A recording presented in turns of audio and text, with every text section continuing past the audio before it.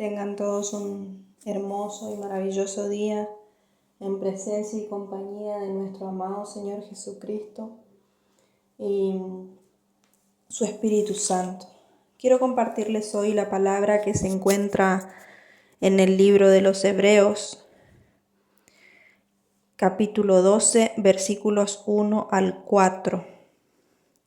Dice la palabra del Señor: por lo tanto, también nosotros que tenemos tan grande nube de testigos a nuestro alrededor, liberémonos de todo peso y del pecado que nos asedia, y corramos con paciencia la carrera que tenemos por delante. Fijemos la mirada en Jesús, el autor y consumador de la fe, quien por el gozo que le esperaba sufrió la cruz y menospreció el oprobio y se sentó a la derecha del trono de Dios. Por lo tanto, consideren a aquel que sufrió tanta contradicción por parte de los pecadores, para que no se cansen ni se desanimen. En la lucha que ustedes libran contra el pecado, todavía no han tenido que resistir hasta derramar su sangre. Amén a la palabra del Señor. Cuando en ese partecita, en el versículo 1, empieza diciendo por lo tanto, anteriormente el apóstol Pablo venía hablando acerca de lo que tuvieron que atravesar los demás que habían creído en la promesa de Dios. Y ahí habla, por ejemplo, capítulo 11, versículos 24, dice: por la fe, cuando Moisés ya era adulto, rehusó llamarse hijo de la hija del faraón y prefirió ser maltratado junto con el pueblo de Dios antes que gozar de los deleites temporales del pecado, pues consideró que sufrir el oprobio de Cristo era una riqueza mayor que los tesoros de los egipcios, y es que su mirada estaba fija en la recompensa. Así que, por eso es que dice, por lo tanto también nosotros, ¿sí? Por lo tanto también nosotros, teniendo tan grande nube de testigos, teniendo también esa nube de testigos relatadas en la Biblia, pero no solamente esos testigos, sino también otros más contemporáneos que también han atravesado por situaciones, y todo por la fe, ¿sí?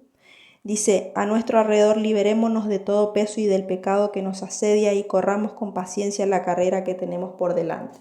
Entonces, en el día de hoy quiero darles una enseñanza que el Señor trabajó mucho en mí, ¿sí? A través de su Espíritu Santo, y esta enseñanza lleva por título que tu meta sea la recompensa, ¿sí?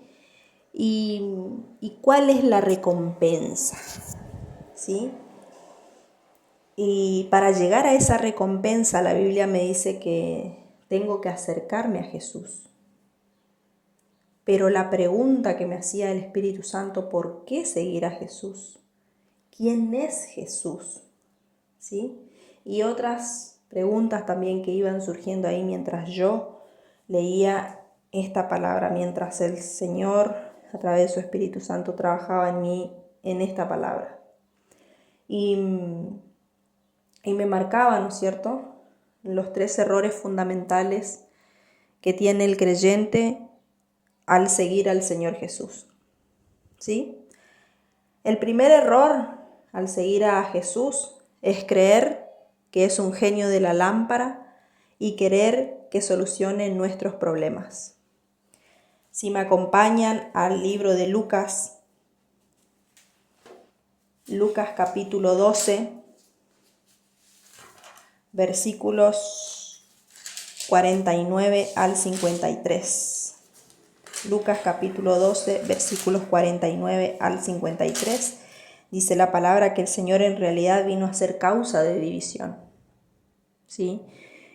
Por muchas veces creer en Él, por muchas veces tener que dar fundamentos acerca de nuestra fe en el Señor, de por qué decidimos seguir al Señor, por ejemplo, y no una religión. Porque hemos decidido cambiar nuestra manera de pensar, cambiar nuestro estilo de vida, nuestra manera de relacionarnos de acuerdo a lo que el Señor Jesús me pide, de acuerdo a lo que Él le agrada. Entonces eso trae complicaciones en nuestras vidas. Entonces el primer error es seguirle al Señor Jesús, porque siempre nos dicen que Él nos va a solucionar todos nuestros problemas, que nuestra vida va a mejorar, que nuestra vida va a cambiar, que todo va a ser perfecto, todo va a ser color de rosas, que ya no vamos a sufrir, que ya no vamos a llorar, y todo se va a solucionar de una manera mágicamente, de una manera utópica, ¿sí? Como si Jesús se tratara de un genio de la lámpara, ¿sí? Fíjense que cuando Jesús llama a Pedro, dice: deja de hacer lo que estás haciendo, seguime y yo te voy a hacer pescador de hombres. Entonces Jesús le dijo: dejen lo que están haciendo y síganme. Dejen ese trabajo y síganme. El segundo error al seguir a Jesús es buscarlo solamente en nuestras necesidades. Es un grave error no querer tener una amistad, tenerlo con nosotros, hacerlo parte de nosotros, porque Él sí está interesado en ser nuestro amigo. En el Evangelio de Juan, capítulo 15, verso 16, el Señor decía: ustedes yo ya no los voy a llamar siervos. Ustedes de ahora en adelante van a ser mis amigos, porque los siervos no saben lo que hacen su Señor. Pero ustedes ya dejan de ser siervos y son mis amigos.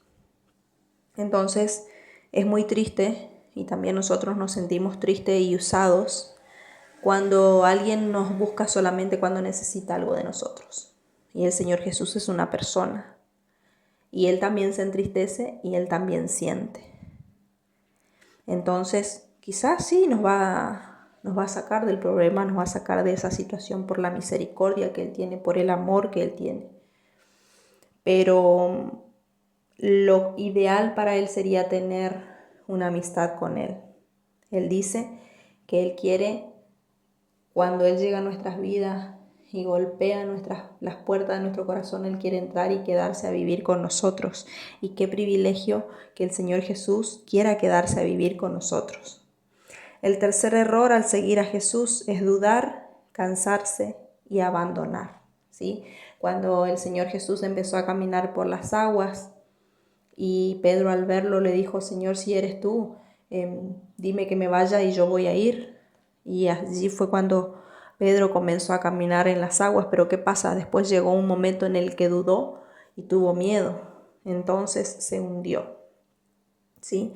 Hay momentos en el ministerio, en la vida del cristiano, en que verdaderamente el enemigo tira todos esos dardos a nuestra mente, en el que comenzamos a dudar, ¿sí?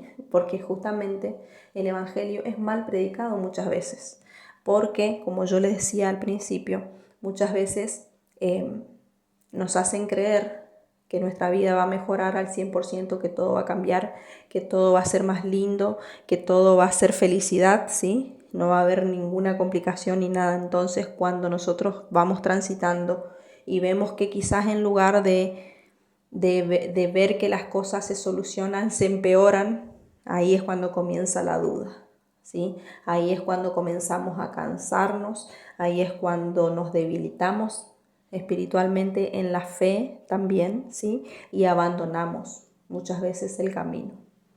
Entonces es muy importante tener estos 3 puntos en consideración, el por qué seguir a Jesús en realidad. ¿Y quién es Jesús? ¿Sí?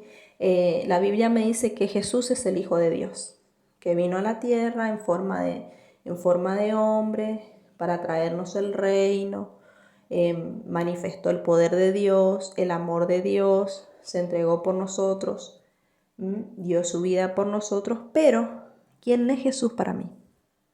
¿Quién es Jesús para vos?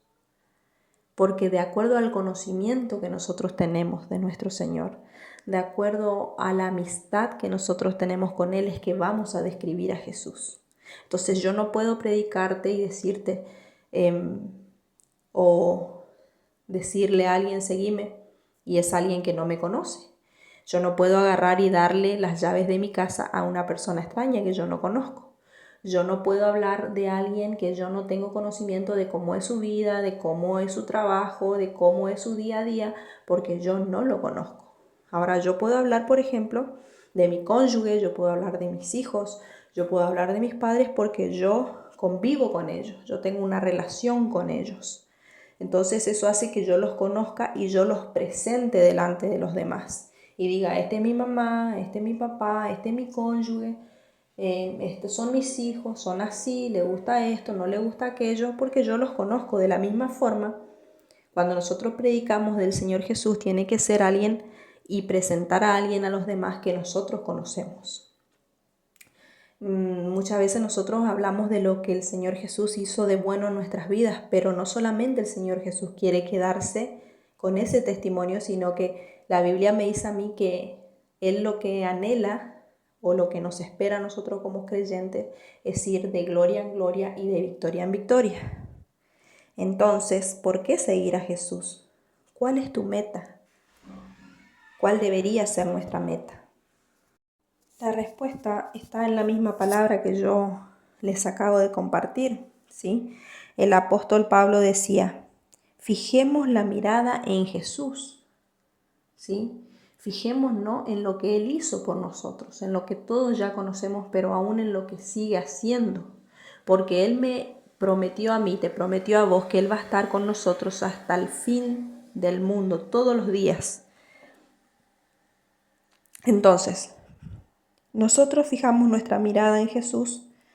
Dice que por el gozo que le esperaba, por el fin que le esperaba, sufrió la cruz y menospreció el oprobio y se sentó a la derecha del trono de Dios. Por lo tanto, consideren aquel que sufrió tanta contradicción de parte de los pecadores, para que no se cansen ni se desanimen.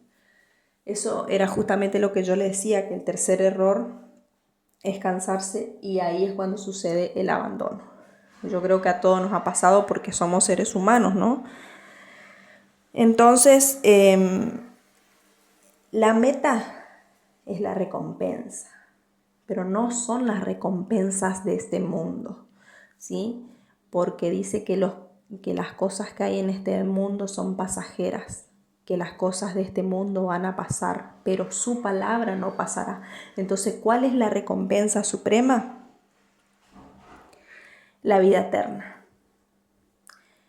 Esa tiene que ser la recompensa suprema, esa tiene que ser nuestra meta, ¿sí? Acabar la carrera para tener nuestro galardón, decía el apóstol Pablo, ¿sí? Y el Señor también decía, que nadie te robe tu corona, ¿sí? Entonces, mientras nosotros tengamos nuestra mirada puesta en Jesús y en todo lo que Él hizo, y también en los demás testigos que son los profetas, que son los apóstoles que han sufrido también por causa del Evangelio y de la fe en el Señor, también nosotros tenemos que tener en cuenta todas estas cosas para no cansarnos y desanimarnos. Ellos tienen que ser un ejemplo de lucha y perseverancia para cada uno de nosotros, lo que transitamos por este camino. Así que esta es la palabra que yo quería dejarles, y tener en cuenta los 3 errores comunes, ¿sí? Al comenzar nuestro camino. Tener en cuenta estos 3 errores que yo les dije al principio de nuestra carrera hacia la meta suprema, que es nuestra recompensa de la vida eterna y vivir en el paraíso junto a nuestro Dios.